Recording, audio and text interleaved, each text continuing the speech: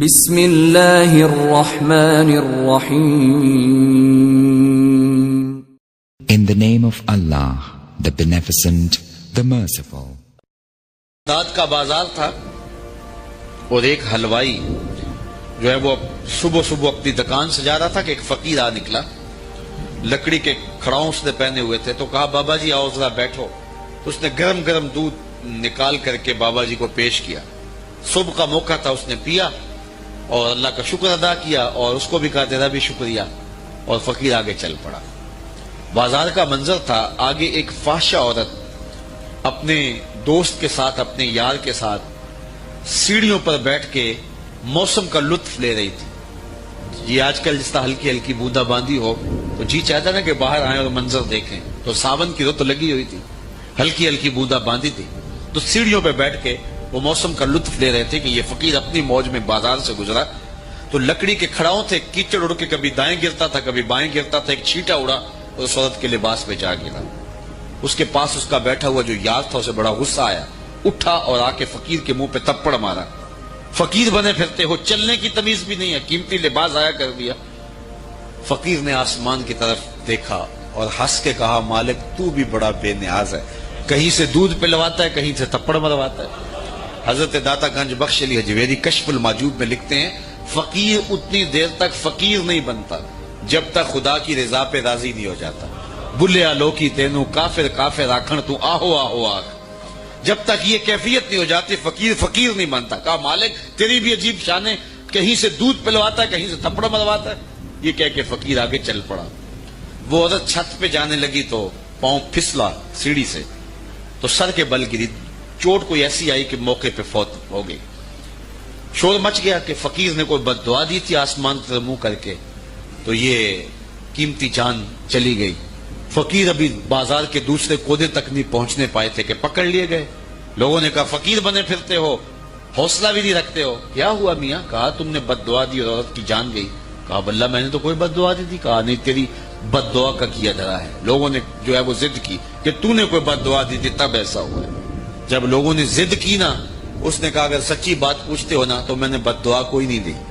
یہ اصل میں یاروں یاروں کی لڑائی ہے. کہا وہ کیا؟ کہا جب میں گزر رہا تھا تو میرے پاؤں سے چینٹا اڑا، اس عورت کے لباس پہ پڑا تو اس کے یار کو غصہ آیا، اس نے مجھے مارا، پھر میرے یار کو بھی غصہ آ گیا. حضرت عمر رضی اللہ تعالی عنہ نے کسی شخص کے بارے میں کسی سے پوچھا تو اس نے اس کے بارے میں کوئی رائے دی تو آپ نے فرمایا کہ تو نے اس کے ساتھ رشتہ داری کر کے دیکھی ہے؟ کہا نہیں. کہا اس کے ساتھ سفر کر کے دیکھا ہے؟ کہا نہیں. کہا پھر اپنی رائے کو محفوظ رکھ، ابھی تو رائے نہیں دے سکتا. چونکہ ہم نے دیکھا ہے کہ بہت سارے لوگ دور سے اچھے اچھے لگتے ہیں لیکن رشتہ داری کر کے دیکھو تو پھر کھلتے ہیں. وہ دور دور سے بھلے بھلے دکھائی دیتے ہیں لیکن سفر کر کے دیکھو تو پھر پتہ چلتا ہے کہ یہ شخص کس مرتبے پہ فائز ہے. اس کے لہجے میں یوں تو برف تھی لیکن جو چھو کے دیکھا تو ہاتھ جل گئے. تو اس لیے اصل دیکھنا ہوتا ہے کہ کوئی شخص بے تکلف دوستوں کے ساتھ کیسا ہے، اہل خانہ کے ساتھ کیسا ہے، سفر میں کیسا ہے، رشتہ داریوں کے ساتھ کیسا ہے. اب میسرہ جس نے سفر کیا ہے وہ اس انداز سے حضور کی سیرت کا نقشہ کھینچتا ہے کہ حضرت خدیجہ الکبریٰ حضور علیہ السلام کو اپنا سرتاج بنا لیتی ہیں، حضور سے نکاح کر لیتی ہیں. اور پھر انہوں نے حضور کو جب اور قریب ہو کے دیکھا اور نیڑے ہو کے دیکھا تو پھر حضور کی سیرت کا نقشہ ام المومنین حضرت خدیجہ الکبریٰ نے جو ہے ہمارے سامنے رکھا ہے. اس آئینے کے اندر ہم آقا کریم علیہ السلام کی سیرت کی ایک جھلک دیکھ سکتے ہیں اور اس سیرت کو اپنے اوپر ہم کس طرح نافذ کر سکتے ہیں اور ہم اپنے آپ کو پیش کر کے اس آئینے کے سامنے اپنی صورت بھی دیکھ سکتے ہیں. یہی مختصر گفتگو ہے اور میری گفتگو اپنے اختتام کو پہنچ جائے. جب پہلی وحی کا نزول ہوا تو ظاہر ہے اس کے اثرات حضور کے قلب اطہر پہ آئے. قرآن تو پہاڑوں پہ نازل ہو تو وہ بھی ریزہ ریزہ ہو جائے. یہ تو حضور کا قلب اطہر تھا جو سہار گیا. لیکن پھر بھی حضور جب گھر تشریف لائے تو حضور نے فرمایا یا خدیجہ زملونی، مجھے سردی کا احساس ہو رہا ہے۔ انہوں نے شال حضور کے کندھوں پہ رکھی اور حضور علیہ السلام نے کچھ ارشاد کیا تو ام المومنین نے کہا کلا واللہ ما یخزیک اللہ ابدا، آپ کو آپ کا رب کبھی بھی بے آبرو نہیں ہونے دے گا۔ کیوں؟ اب یہ برجستہ حضور کی سیرت کے عناوین سامنے رکھتی ہیں، اور جب کسی شخص کے بارے میں رائے پوچھی جائے تو انسان اس کے بہت قریب بھی ہو تو اس کی وہی خوبیاں بیان کرتا ہے جو اس نے بکثرت دیکھی ہو، ورنہ کسی کے بارے میں رائے پوچھی جائے تو وہ 2 لمحوں کے لیے سوچتا ہے، غور و تأمل کرتا ہے اور پھر کوئی رائے قائم کرتا ہے، لیکن جو خوبیاں تسلسل کے ساتھ نظر سے گزرتی رہیں تو وہ انسان بلا تأمل بغیر کسی تردد کے بیان کر دیتا ہے۔ جب آقا کریم نے کہا کہ مجھے اپنی جان کا اندیشہ ہے تو ام المومنین نے کہا آپ پریشان نہ ہوں، کلا واللہ ما یخزیک اللہ ابدا انک لتصل الرحم وتحمل الکلا وتکسب المعدوم وتقری الضیف وتعین علی نوائب الحق، اور ایک روایت میں وتصدق الحدیث۔ تو حضور کے یہ نمایاں 5 یا 6 وصف انہوں نے بیان کیے، کہا کہ آپ پریشان نہیں ہوں، آپ کا رب آپ کو کبھی بھی جو ہے وہ آپ کی شان میں فرق نہیں آنے دے گا، اس لیے کہ آپ کا وصف نمایاں یہ ہے کہ آپ رشتہ داروں کے ساتھ سلوک اچھا کرتے ہیں، چونکہ سب سے پہلا دائرہ جو ہمارے ارد گرد کھینچا ہوا ہے وہ ہمارے رشتہ داروں کا ہے، اس کے بعد پھر آگے چلتے ہیں۔ تو یہیں سے دیکھ لیں کہ کوئی کیسا ہے، کسی شخص کو دیکھنے کے لیے، پرکھنے کے لیے یہی اندازہ کرنا ہوتا ہے کہ اپنے رشتہ داروں کے ساتھ اس کا رویہ کیا ہے۔ اور میرے اور آپ کے آقا و مولا حضور ختمی المرتبت صلی اللہ علیہ وآلہ وسلم نے نہ صرف رشتہ داروں کے ساتھ حسن سلوک کرنے کی لوگوں کو تلقین کی، آقا کریم کا اپنا عمل دیکھیے، رشتہ داروں نے جو کچھ کیا اور پھر میرے حضور نے اس کا جو جواب دیا اور حکم دیا، سل من قطعک وات من حرمک، جو تم سے تعلق توڑے تم اس سے تعلق جوڑو، جو تمہیں محروم رکھے تم اس کی جھولیاں بھر دو۔ عمومی طور پہ بندہ کہتا ہے اگر کوئی 10 قدم پیچھے اٹھے گا تو میں 50 قدم پیچھے ہٹ جاؤں گا، تو یہ کیا کمال ہوا؟ تو پھر اس سے بھی آگے گزر گیا۔ بات تو یہ ہے کہ تو کوئی 10 قدم پیچھے ہٹے گا تو میں اسے ہٹنے نہیں دوں گا، تجھے بھی جیت لوں گا ایک دن محبت کے زور پہ۔ تو یہ صلہ رحمی ہے، جو شخص یہ چاہے، فرمایا میرے اور آپ کے آقا و مولا حضور ختمی المرتبت صلی اللہ علیہ وآلہ وسلم نے، ہمارے ماں باپ ان پہ قربان ہوں، زندگی گزارنے کا ڈھب سکھایا، اسلوب دیا، جو کوئی چاہے کہ اس کی عمر میں برکت ہو اور رزق میں اضافہ ہو، وہ رشتہ داروں کے ساتھ سلوک اچھا کرے۔ بعض اوقات رشتہ داروں کا سلوک بہت برا ہوتا ہے اور بندہ اس وقت سوچتا ہے کہ جناب میرا تو کوئی قصور نہیں ہے، ان کا رویہ ہی تلخ ہو گیا، تو میں اگر کروں گا تو مجھے اس کا جواز حاصل ہونا چاہیے۔ اچھوں کے ساتھ تو اچھائی کرنا کمال نہیں ہے، بروں کے ساتھ اچھائی کرنا کمال ہے، اور صوفیاء نے تو زندگی بھر درس ہی یہی دیا۔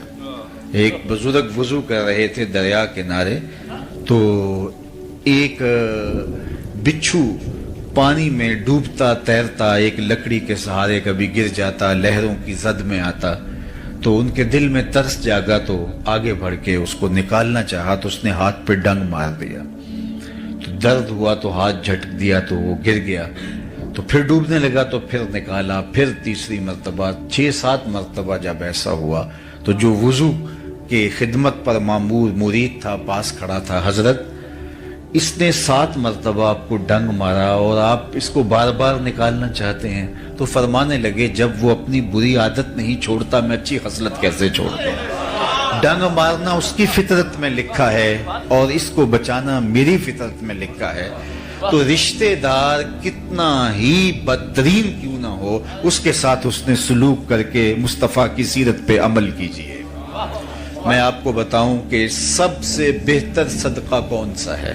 مختلف اعتبارات سے صدقوں کی فضیلت ہے، لیکن ایک اعتبار صدقے کا، افضل ترین صدقے کا ایک اعتبار یہ ہے کہ جو ناراض رشتہ دار کو دیا جائے۔ جو رشتہ دار تم سے ناراض ہے، پھنس گیا، ہر وقت تمہیں گرانے کے چکر میں رہتا تھا، آج مصیبت میں آ گیا، اب اس کی آپ مدد کریں، اس کو اٹھائیں، اس کو کھڑا کریں، تو آپ کا نفس اس کی اجازت نہیں دیتا، لیکن اس کے باوجود بھی آپ کریں گے تو پھر آپ اپنے نفس کی مخالفت کر کے کریں گے۔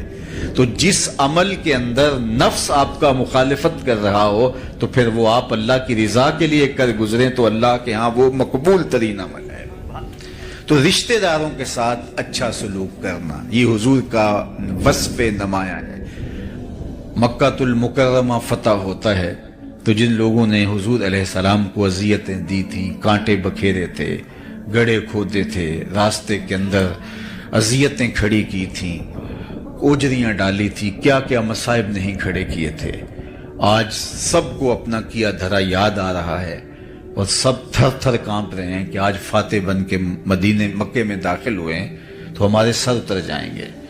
لیکن حضور جب تشریف لائے تو فرمایا ان سب کو بلا کے بتاؤ میں تمہارے ساتھ کیا سلوک کروں، تو انہوں نے کہا کہ آپ کریم باپ کے کریم بیٹے ہیں تو ہم آپ سے خیر کی توقع رکھتے ہیں، اور ان کا خیال یہ تھا کہ گردنیں اترنے سے بچ جائیں تو یہ بھی بڑی بات ہے، شہر بدر کر دیے جائیں اور سزا دے دی جائے لیکن جان بخشی ہو جائے، اور انہوں نے کہا کہ آپ کریم باپ کے کریم بیٹے ہیں، ہم آپ سے خیر کی توقع رکھتے ہیں۔ تو میرے اور آپ کے آقا و مولا نے جو جواب دیا ان کی آنکھیں کھلی کی کھلی رہ گئیں، ان کو یہ توقع نہیں تھی جو حضور علیہ السلام نے فرمایا، اذهبوا انتم الطلقاء، جاؤ تم سب آزاد ہو، اور آج میں تمہیں وہی کہوں گا جو میرے بھائی یوسف نے اپنے بھائیوں سے کہا تھا، لا تثریب علیکم اليوم، اللہ اکبر۔ تو یہ تھا حضور کا رویہ، یہ تھا حضور کا رشتہ داروں کے ساتھ اس نے سلوک، خون کے پیاسوں کو قبائیں دی، اللہ اکبر۔ اور فتح مکہ کے موقع پر آپ تاریخ پڑھیں، کچھ لوگوں کے بارے میں حضور نے معافی نہیں دی، یہ وہ بدترین لوگ تھے کہ جنہوں نے بہت اذیت پہنچائی تھی۔ ان میں ابن خطل تھا، اس کی لونڈیاں جو ہے وہ ارنبا اور اس طرح اور کچھ لوگ تھے۔ ایک شاعر تھے کعب بن زہیر، تو ان کے بارے میں بھی سخت حکم دیا، من لقی منکم کعب بن زہیر فلیقتلہ، تم میں سے کسی کو بھی کعب بن زہیر ملے تو اسے چھوڑنا نہیں، اسے قتل کر دینا ہے، سخت حکم دیا حضور نے۔ اب ابن خطل بھی مارا گیا، کعبے کے پردے میں چھپ گیا تھا، وہاں سے نکال کر کے چاہے زمزم اور مقام ابراہیم کے درمیان اس کو کاٹا گیا، اور باقی اس کی لونڈیوں کو بھی، لیکن یہ بھاگ گیا۔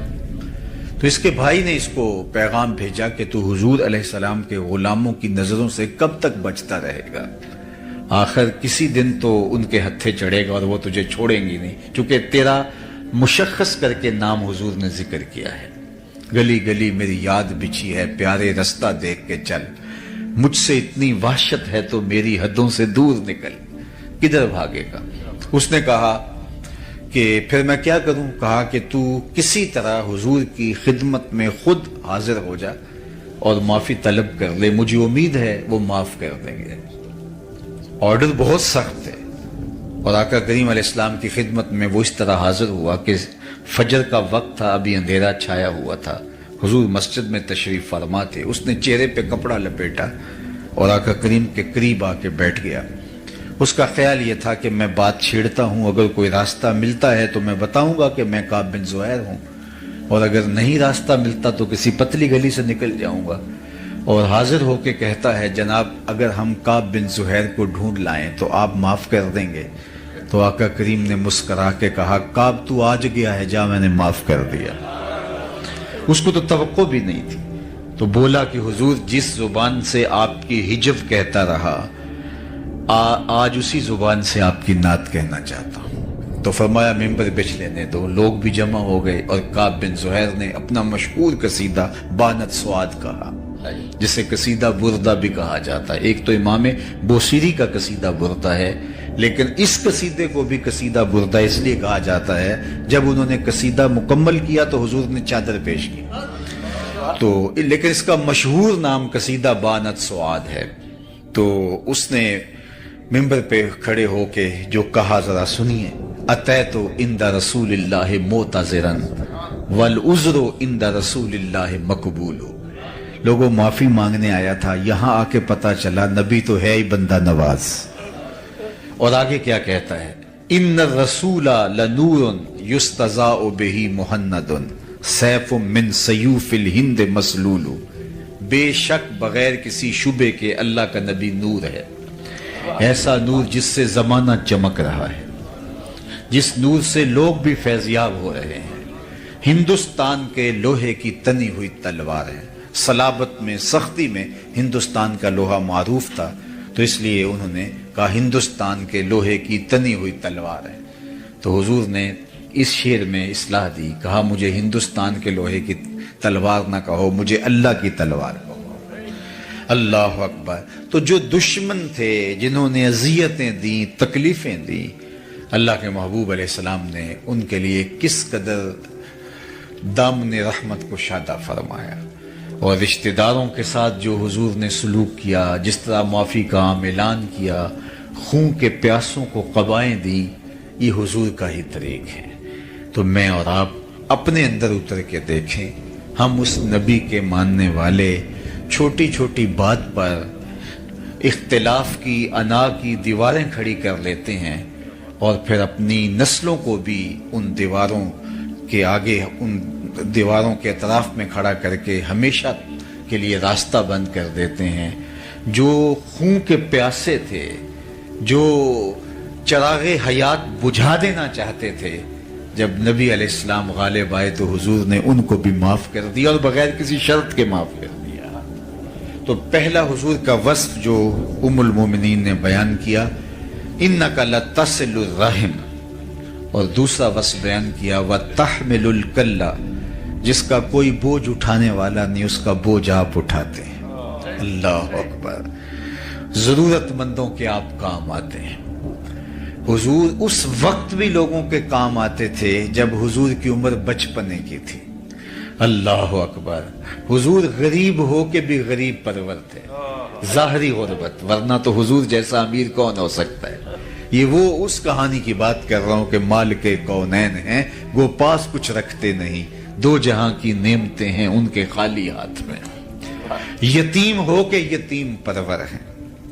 حضور علیہ الصلوۃ والسلام کہ چچا جناب ابو طالب کے پاس لوگ آئے اور کہا کہ جناب بارش نہیں ہو رہی اور آپ اولاد اسماعیل سے ہیں، تو اللہ کی بارگاہ میں بارش کی دعا کیجئے۔ تو انہوں نے کہا آپ صحن حرم میں پہنچو، میں بھی آتا ہوں، اور اللہ کی بارگاہ میں ہم سب مل کے عرض کرتے ہیں۔ تو لوگ صحن حرم میں جمع ہوئے۔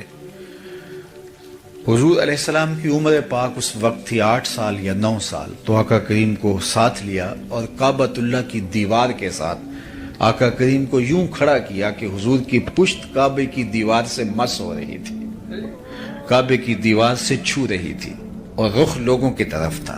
تو حضور کے چچا نے ہاتھ پھیلا کے کہا مالک اس گوری رنگت والے کے صدقے بارش ڈال دے۔ تو کہتے ہیں لوگ گھروں میں بھیگ کے گئے۔ پھر وقت گزرتا گیا، اعلان نبوت جب ہوا تو کفار نے حضور کے خاندان کو شاب ابی طالب میں محصور کر دیا۔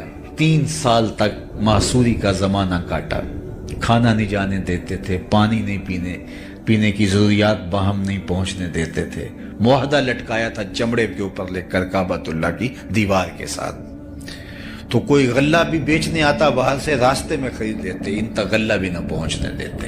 اہل حق کے لیے یہ مشکلیں شروع سے ہیں۔ اللہ اکبر۔ اسلام کی تاریخ یہاں سے شروع ہوتی ہے۔ تو اس وقت حضور کے چچا نے حضور کی شان میں ایک قصیدہ لکھا جس میں قریش کو خاص طور پہ مخاطب ہو کر کے ماضی کی اس کہانی کو یاد دلایا، جب بارش نہیں ہو رہی تھی اور لوگ حضور کے چچا کے پاس آئے تھے تو کہا کہ وہ وقت بھول گئے ہو جب اس پیارے کے چہرے کو دیکھ کے بادل امٹ کے آئے تھے۔ وَعَبْيَتْ يُسْتَسْقَى الْغَمَامُ بِوَجْهِهِ ثِمَارُ الْيَتَامَى عِصْمَةٌ لِلْأَرَامِلِ۔ کہا یہ میرا وہی گوری رنگت والا بھتیجا ہے جس کو دیکھ کے بادل امٹ کے آتے ہیں، اور یہ یتیموں کا سہارا ہے اور بیواؤں کا آسرا ہے۔ تو یہ حضور کا وصف ہے کہ جس کا کوئی بوجھ اٹھانے والا نہیں، حضور اس کا بوجھ اٹھایا کرتے تھے۔ وَتَقْسِبُ الْمَعْدُومِ، حضور کا وصف بیان کیا گیا جس کا کوئی کمائی کرنے والا نہیں ہے، حضور اس کے لیے کمائی کرتے ہیں۔ اپنے لیے جینا یہ کون سا کمال ہے؟ یہ بات ذہن میں رکھیے کہ رزق کمانا 3 نیات کے استحضار کے ساتھ عین دین ہے، اگر وہ رزق حلال ہو، اور اگر وہ رزق حلال نہیں ہے تو نیات جتنی بھی اچھی ہوں پھر بھی بربادی ہے، یا جو ہے وہ رزق حلال ہے لیکن نیات اور ہیں جن کو شریعت نے پسند نہیں کیا تو پھر بھی سراسر بربادی ہے۔ ہم اس دنیا کے اوپر اللہ کی معرفت حاصل کرنے کے لیے آئے، ہمارا مقصد تخلیق اللہ کو پہچاننا ہے، اور اگر ہم یہ نہیں کر پاتے، من کانا فی ہذہ اعمی فہو فی الآخرۃ اعمی واضل سبیلا، جو اس دنیا میں اندھا رہا کل قیامت کے دن بھی نابینا اٹھایا جائے گا۔ اس سے ان آنکھوں کی بے نوری مراد نہیں ہے، دل کی بے نوری مراد ہے۔ اسی لیے اقبال نے کہا تھا، دل بینا بھی کر طلب خدا سے، کہ آنکھ کا نور دل کا نور نہیں، آنکھ کا نور اور ہے، دل کا نور اور ہے۔ ہم تو ایک مشق کر رہے ہیں کولو کے بیل کی طرح، صبح اٹھے کام پہ چلے گئے، شام آئے، سویر سے شام وظیفہ حیات یہی ہے۔ اکبر الہ آبادی نے اپنے زمانے میں کیا خوب کہا تھا، کیا بتائیں احباب کیا کار نمایاں کر گئے، بی اے کیا، نوکر ہوئے، پینشن ملی اور مر گئے۔ زندگی یہ نہیں ہے، زندگی ایک مقصد کے ساتھ جڑی ہوئی ہے، ہم یوں ہی آئے نہیں ہیں۔ اگر رزق کمانا ہی مقصد حیات ہے تو یہ تو چیونٹی بھی کماتی ہے، صبح اپنی بل سے نکلتی ہے، کسی کو ضرر نہیں دیتی، رزق اکٹھا کرتی ہے، برسات کے لیے جمع بھی کرتی ہے، بچوں کا پیٹ بھی بھرتی ہے، اپنی ضرورت بھی پوری کرتی ہے۔ پھر کیا فرق ہوا ایک چیونٹی میں اور ایک انسان میں؟ پرندے کتنا خوبصورت گھونسلہ بنا لیتے ہیں، اگر یہی وظیفہ ہمارا ہے تو کیا فرق پڑتا ہے ہم اور ان کے درمیان؟ ہم اشرف کاہے کو ہیں، ہم افضل کاہے کو ہیں؟ ہمارے سر پہ کرامت کا تاج کیوں رکھا گیا ہے؟ اگر وہی وظائف ہیں جو جانوروں کے ہیں، جو حشرات الارض کے ہیں، چوپایوں کے ہیں، وہی ہمارے وظائف ہیں، تو پھر کیا فرق پڑتا ہے؟ ہم اشرف المخلوقات کیسے ہو گئے؟ تو ہمارا کوئی اور وظیفہ ہے جسے ہم پہچاننا چاہیے۔ ہم اپنے لیے نہیں اوروں کے لیے جیتے ہیں۔ تو 3 نیات کے ساتھ رزق کمانا عین دین ہے۔ سب سے پہلی نیت جو ہمیں مستحضر ہونی چاہیے، اپنے آپ کو سوال کی ذلت سے بچانے کے لیے رزق کمایا جاتا ہے، تاکہ میری ضرورت ظاہر ہے میرے ساتھ جڑی ہے، اگر کماؤں گا نہیں تو کسی کے آگے ہاتھ پھیلاؤں گا۔ تو اس لیے رزق کمایا جاتا ہے، تجارت کی جاتی ہے، مزدوری کی جاتی ہے، کاشتکاری کی جاتی ہے، ملازمت کی جاتی ہے، یا کوئی اور کام کیا جاتا ہے تاکہ میں سوال کی ذلت سے بچ سکوں۔ دوسرا مقصد اپنے زیر کفالت لوگوں کی ضرورت کی تکمیل ہے۔ جو میرے زیر کفالت ہیں، بچے ہیں، بیوی ہے، والدین ہیں بوڑھے، اور اگر بہن بھائی ذمے ہیں تو ان کی ضرورت کی تکمیل کے لیے رزق کمایا جاتا ہے، چونکہ وہ ہمارے ذمہ فریضہ عائد ہوتا ہے۔ یہ دوسرا مقصد ہے۔ تیسرا مقصد رزق کمانے کا یہ ہے، اللہ مجھے اور میرے زیر کفالت لوگوں کی ضرورت سے زیادہ دے دے تو میں معاشرے کے ان لوگوں کی ضرورت پوری کروں گا جو کسی وجہ سے اپنی ضروریات کی تکمیل نہیں کر پاتے، کثیر العیال ہیں، اپاہج ہیں، کمزور ہیں، اور کوئی اور ان کو عذر لاحق ہے جس کی وجہ سے وہ اپنی ضرورت پوری نہیں کر سکتے۔ کہتے ہیں ان 800 احادیث کا میں نے ایک اور خلاصہ تیار کیا تو میرے پاس رہ گئی 4 حدیث۔ اللہ اکبر! یہ حضور کا نمایاں وصف ام المومنین حضرت خدیجۃ الکبریٰ نے بیان کی ہے۔ جب نکاح ہوتا ہے حضرت خدیجہ کے پاس تو بہت سارا مال وہ حضور کی خدمت میں ڈھیر کر دیتی ہیں کہ حضور اب یہ میرا نہیں رہا، آپ کا ہے، اور آقا کریم اس میں سے 1 درہم بھی نہیں رکھتے، سب غریبوں میں بانٹ دیتے ہیں۔ اللہ اکبر! چوتھا وصف حضور کا بیان فرمایا کہ بتکر الضیف، آپ مہمان نوازی کرتے ہیں، اعلیٰ درجے کے مہمان نواز ہیں۔ اللہ اکبر!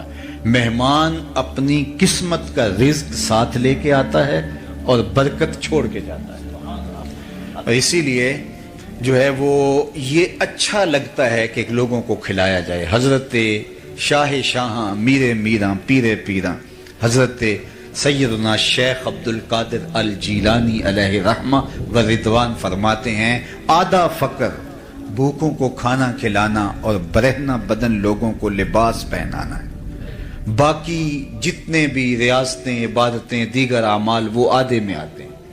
تو اسی لیے وہ یہ پنجابی کا کلام پڑھ رہے تھے تو مجھے حوصلہ ہو گیا میں بھی کوئی پنجابی کا شعر پڑھ لوں. تو اس پر ہمارے پنجابی شاعر بابا بلے شاہ نے کہا تھا اٹ کھڑک کے دکڑ وجے تتا ہوئے چولہا. وہ کھانے پہ لوگوں کو بانٹنے میں مہمان نوازی کے حوالے سے انہوں نے قلم توڑ دیا. اٹ کھڑک کے دکڑ وجے تتا ہوئے چولہا آن فقیر کھا کھا جامن راضی ہوئے بلا. تو فقیر کو اچھا لگتا ہے کہ اس کا لنگر چلتا رہے اور لوگ آتے رہیں اور کھاتے رہیں. تو کہا وَتَّقْرِ الضَّيْفَ، اور حضور کا ایک وصف بیان کیا ام المومنین نے، وَتَصْدُقُ الْحَدِيث، آپ ہمیشہ سچ بولتے ہیں. اور آپ کو عرض کروں یہ آپ سب جانتے ہیں کہ ابھی حضور نے نبوت کا اعلان بھی نہیں کیا، صادق اور امین پہلے کہلائے. یہ کردار ہے. میں یہاں آپ سے عالی مرتبت سادات کرام کی موجودگی میں عرض کرنا چاہوں گا، آپ میں سے کچھ لوگ بلڈر بھی ہیں، اگر کسی کو ٹھیکہ دیا جائے کہ یہ اتنا بڑا گھر بنانا ہے اور اس کی مدت دی جائے 1 سال، تو آپ کہیں گے یہ بہت مشکل ٹارگٹ ہے. اتنا بڑا گھر بنانا ہے، 6 کنال کا، 10 کنال کا، 1 ایکڑ کا، 2 ایکڑ کا گھر بنانا ہے اور 1 سال میں مکمل کرنا ہے. تو ہاں جی 1 سال میں کرنا. آپ کہتے ہیں ٹھیک ہے ہم کر لوں، اپنا حساب لا کے بتا دیتے ہیں، لیکن وہ آپ کو شروع ہی نہیں کرنے دیتا. 1 سال میں پہلے 8 مہینے وہ شروع ہی نہیں کرنے دیتا. تو آپ کہیں گے میرا وقت بیتتا چلا جا رہا ہے، آپ تو روز لڑیں گے. اب حضور کی ذمہ داری کیا ہے؟ هو الذی ارسل رسولہ بالہدی ودین الحق لیظہرہ علی الدین کلہ. پوری دنیا پر اسلام کو غالب کرنا یہ حضور کا کام تھا، حضور کی ذمہ داری لگائی رب نے. اور اس کے لیے ٹائم پیریڈ کیا ہے؟ 63 برس کل زندگی ظاہر حیات، لیکن 40 سال تک کام ہی نہیں شروع کرنے دیا گیا. 40 سال تک کام ہی نہیں شروع کرنے دیا گیا. اب ذرا دیکھیے، اور 13 سال مکے کے یہ بنیادوں کی کھدائی میں لگ گئے. صرف 10 سال حضور کو ملے اور 10 سال میں بھی 27 جنگیں لڑی ہیں. آپ کے پتہ نہیں کیا دفعہ ہے، جو اقدام قتل کی دفعہ ہے ہمارے ہاں وہ ہے 302. تو ہمارے لوگ کہتے ہیں وہاں کہ اگر 302 کا ایک کیس لگ جائے کسی کے ساتھ، جھوٹا الزام بھی، تو آدھی زندگی کھا جاتا ہے. اگر کسی پر قتل کا الزام ہی لگ جائے تو آدھی زندگی وہ کھا جاتا ہے. اور یہاں میرے حضور علیہ السلام نے 27 جنگیں لڑی ہیں ان 10 سالوں میں.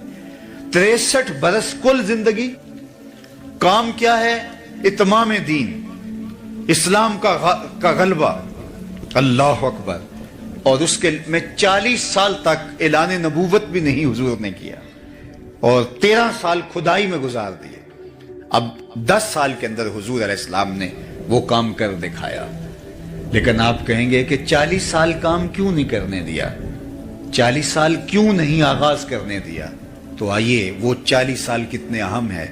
جب حضور اعلان نبوت کیا تو سب لوگوں کو جبل صفا پہ بلایا اور بلا کے جب حکم ہوا وَأَنذِرْ عَشِيرَتَكَ الْأَقْرَبِينَ کہ قریبیوں کو پہلے آپ سمجھاؤ اور ان کو بلاؤ، تو ان کو تنذیر کرو. تو حضور نے ان کو بلایا اور کہا لوگو اگر میں کہوں پہاڑ کی اس جانب سے ایک لشکر آ رہا ہے جو تمہیں طاقت و تاراج کر کے رکھ دے گا تو میری بات مان لو گے؟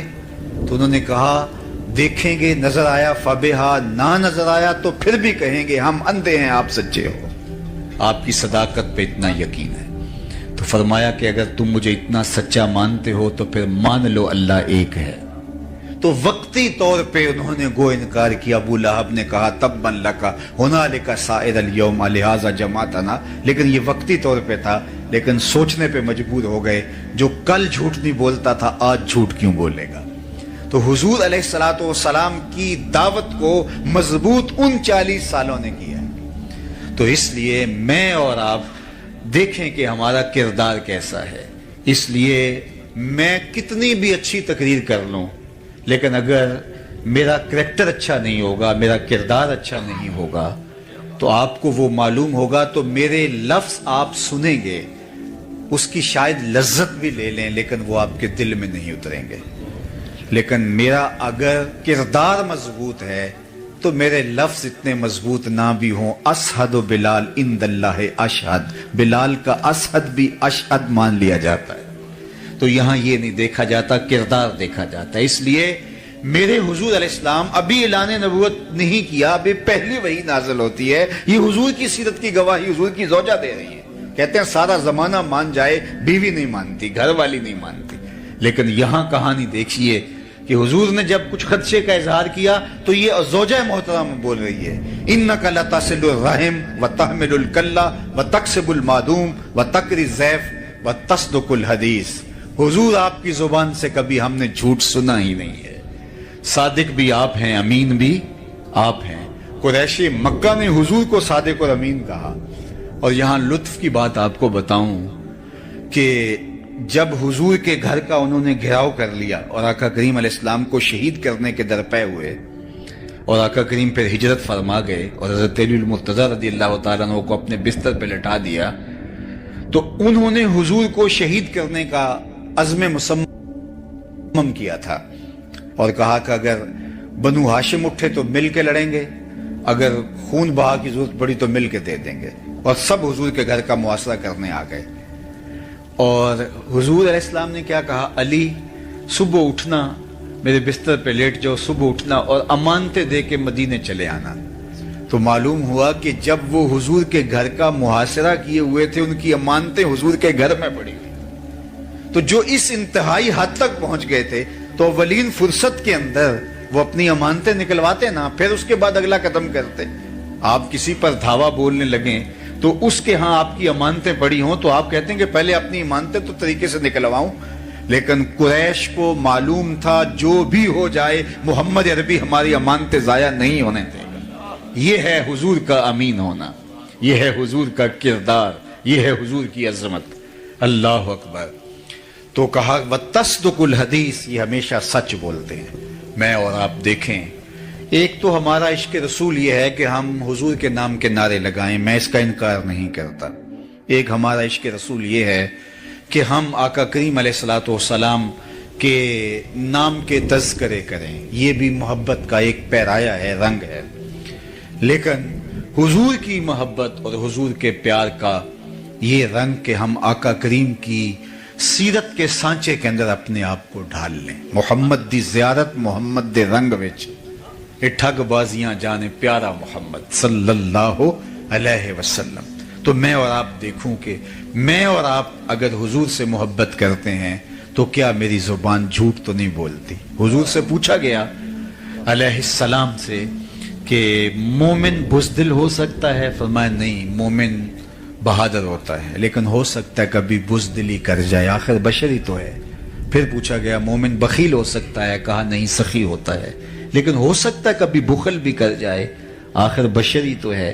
بلکہ ایک روایت میں آتا ہے جو اولاد ہے مجبنہ بھی ہے، مبخلہ بھی ہے، یعنی کوئی شخص جب صاحب اولاد نہیں ہوتا تو بڑا بہادر ہوتا ہے، مشکل میں چھلانگ لگا دیتا ہے اور شاہ خرچ بھی ہوتا ہے، لیکن اولاد کے بعد تھوڑا تھوڑا بخیل ہو جاتا ہے اور تھوڑا تھوڑا بزدل ہو جاتا ہے۔